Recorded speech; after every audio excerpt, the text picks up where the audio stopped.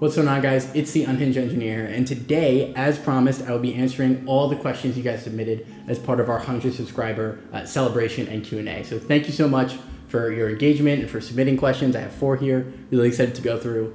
And yeah, I am recording this on the floor because I beat my furniture out to my new apartment by about a week. So bear with me here. If I had a chair, I would be using it right now. But in any case, as promised, we'll be going through these a week later. I'm gonna post this tomorrow.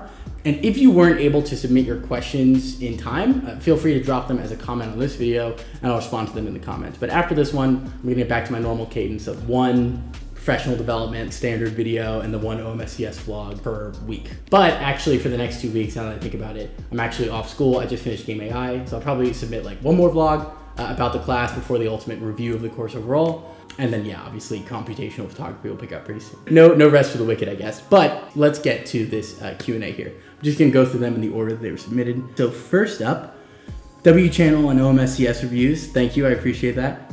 My Q&A question would be, what do you seek to learn with the current trends in the market, and how would you recommend getting value from OMSCS besides getting a master's degree?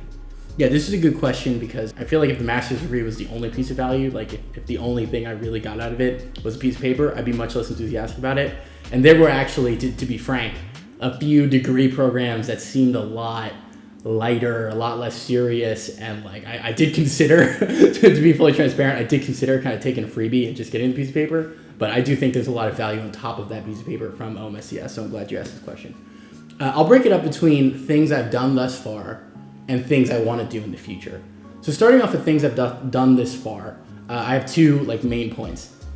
First of all, this is kind of a cop-out answer, but just putting the master's degree on your resume, even before you've completed it, I definitely think does have value to it, right? Like I wasn't planning to start a job hunt until after my degree for reasons I've talked about in previous videos. So I was a little worried about it when I started looking for a new job and I was only 3/4 of the way through my first class, right?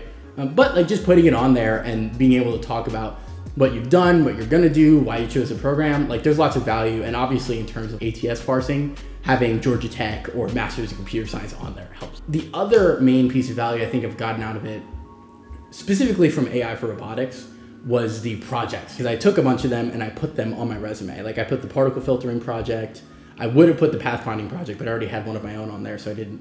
And I also put the SLAM project, mainly because all of those had visualizers that were really cool looking, built for me. So they did like most of the work. And even though I couldn't upload my code, I talked about my methodology, I talked about the problem and how I broke it down and everything, and some of the lessons I learned on my portfolio, which someday I'd love to share with you guys. I just have to super anonymize it, which will take some time. But in any case, yeah, I've gotten a lot of value of taking those projects and putting them on my portfolio. And I definitely intend to keep doing that in the future. Hopefully computational photography has some cool like visualizations in it that I can use.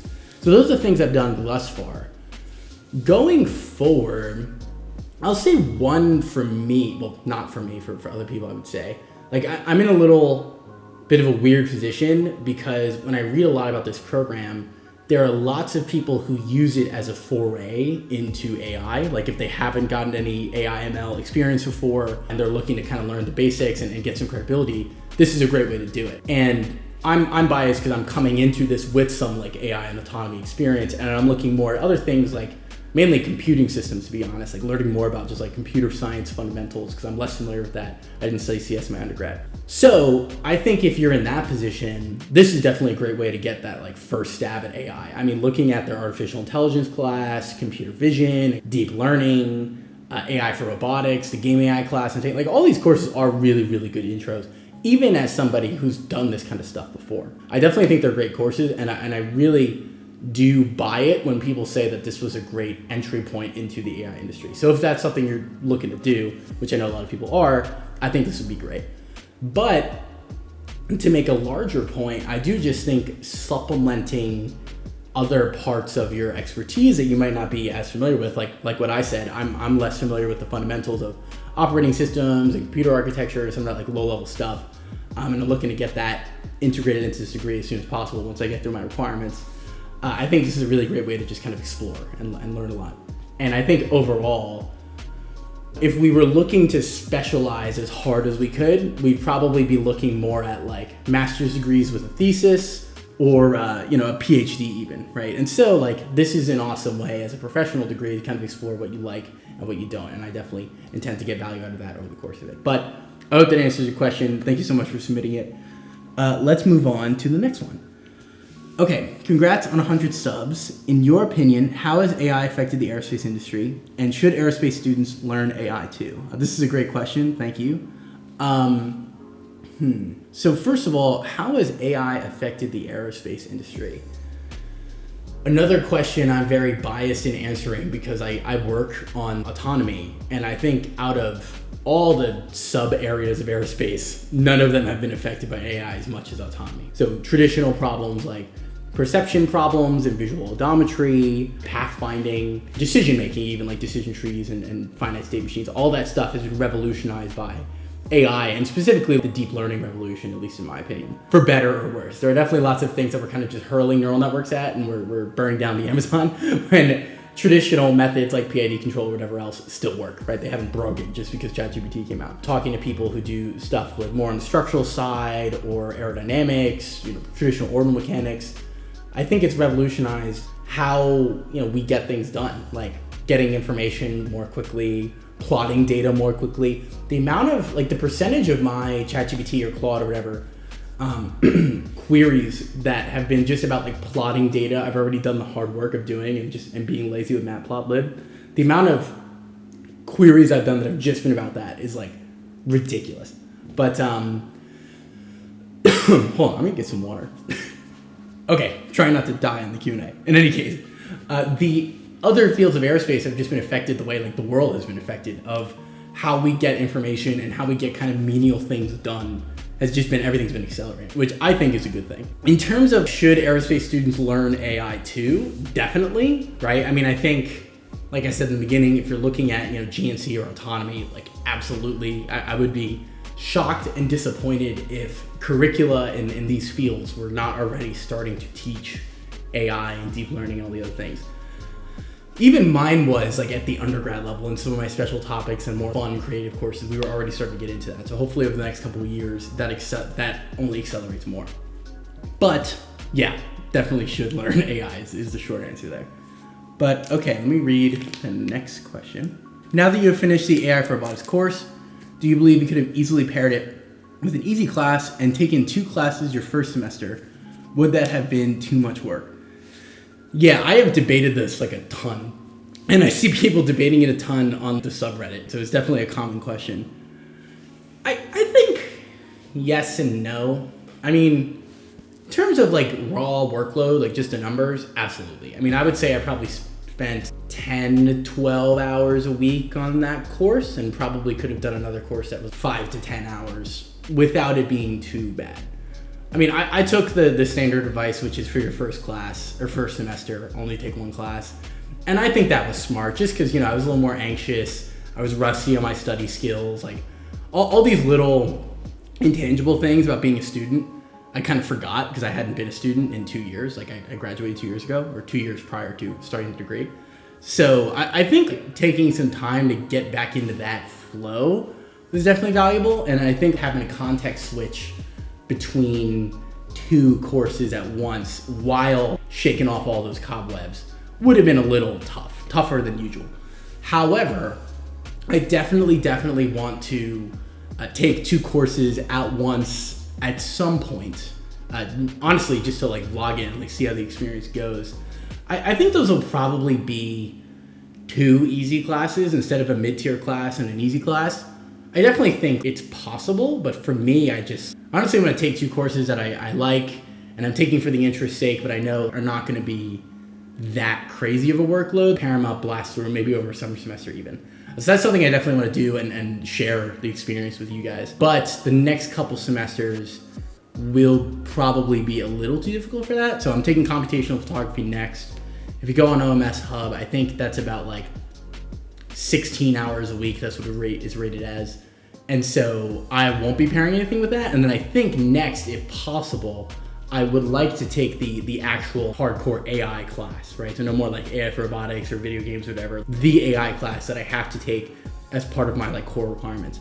I don't know what registration looks like for that course. If it's as difficult as Intro to Algorithms, then I'll probably like not get in. But that's kind of my goal, is to stack up 2 difficult courses back to back, just to make what I feel like is more significant progress and just kind of stacking up easy courses. But after that kind of grind, I definitely will take a couple of these lighter, easy to mid-tier courses like optimization or statistics or military gaming and simulation, some of these other classes I'm interested in. But I think AI for robotics, to answer your question, short and sweet, I guess, after a ramble, I think it's definitely possible, especially not if it's not your first class.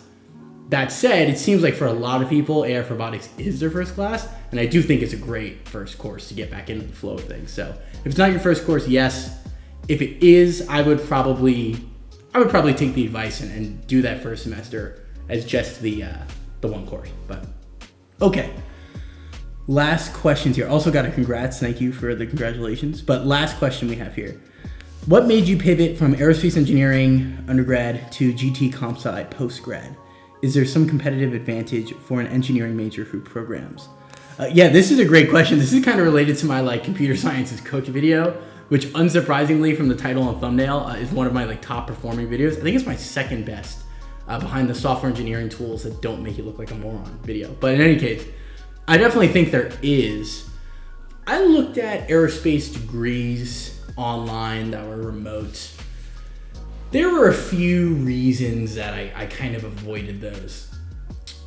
For me, one of the things I love about aerospace, and I want to make more like aerospace coded videos in the near future, so definitely look out for those. But one of the things I love about aerospace, and I think is misleading about it, is people consider it a specialty field, but I actually strongly disagree with that.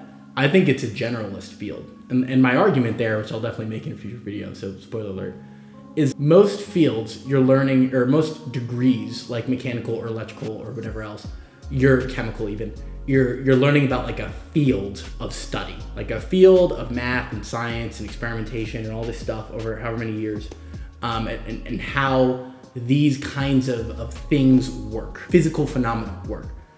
Aerospace is about almost an industry, whether it's satellites or aircraft or boats, whatever else. Like you're learning about a vehicle, right? And that vehicle has lots of moving parts. And for the most part, like as an aerospace engineer, you're supposed to have some kind of core competency, or I shouldn't say core competency, but at least surface level competency in all of them, right? And just as an example, for satellite applications, you have to understand propulsion, you have to understand orbital mechanics, you have to understand perception, you have to understand structural engineering. So am I like a genius, like world subject matter expert in all those things? Absolutely not. But as an aerospace engineer versus somebody else who might study mechanical engineering and focus very specifically on controls, or do electrical engineering and might work on like, radiation tolerance or propulsion, even if you're doing like some kind of, electric propulsion, whatever. Getting off topic here. Aerospace is a generalist degree. And so when you start to do master's programs in those, like I see a lot of my friends have done them, they specialize in a subset of aerospace, which I think is great. And that's where they get all that value out of it, especially doing a thesis. Like that's like the next level. And if there's one thing I really wish the OMSCS program had, it was more potential for doing like a thesis or research or whatever, which I think they're working on. So fingers crossed there. But when I was looking at those programs, it seemed like the big value add is that you're taking this broad field of aerospace and you have that core competency in all those things, and they still, in your master's degree, make you take courses in all those things like aerodynamics and structural and controls, regardless of what your thesis is about. And then on top of that, cherry on top, you get really deep expertise in whatever you write your thesis about. The aerospace degrees that were online kind of just had that first part.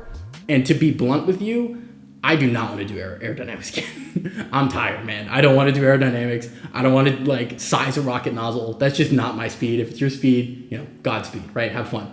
But for me, I know what I like. I like autonomy, and I like coding, and I like simulations and those kinds of things. And so if I'm going to be a generalist and I'm going to study general topics, like a wide spread, for me, it probably makes sense to get a wide spread over computer science topics instead of aerospace topics, where the aerospace topics, like I've done that widespread in my undergrad already, and I'm getting that widespread and exposure to other people at my job. Versus computer science, I haven't really gotten that formal education. Like I never took a DSA class, like data structures and algorithms. I never learned in a formal class setting like what a linked list is. I don't know these things, and I'm learning them as I go through this program, right? So if we're going for breadth, which is I think probably the biggest difference between these kinds of professional master's degrees that we're talking about, I talked about in the first question and answer, professional degree of just courses. That's a breadth degree. A depth degree is one where you take some classes, but they're mainly about, like you're rushing to whatever you're gonna write your thesis about, and that's where you get the really, really deep subject matter expert. I think for me, it was a much better path to kind of pivot into computer science and get some more exposure to a wider array of different things I didn't learn about. I think in general, that is a great strategy, especially with the state of the computer science market being the way it is now. I kind of talked about that a lot in my computer sciences cook video, so you can guess how that went. But yeah, I definitely think there is value in taking something as broad as CS and getting that breadth in it in a master's degree versus like just doing what you did in undergrad. And for the record, like I definitely looked at mechanical engineering degrees, electrical engineering degrees, obviously aerospace. And just kind of felt like for what I'm trying to do, that was the best decision. So yeah, those are very long answers to all your questions. I hope they helped. And if you want to spark up any more dialogue in the comments, I will definitely be responsive on this video. I'll try to be responsive on all of them. But yeah, thank you guys just so much for following along with this journey. Yeah, I'm just super, super happy, as I talked about in my last video. If you didn't see me kind of gushing over how grateful I am that you guys follow along with all these videos and get value from them, like watch that last one. I'm super, super stoked about the future of this channel.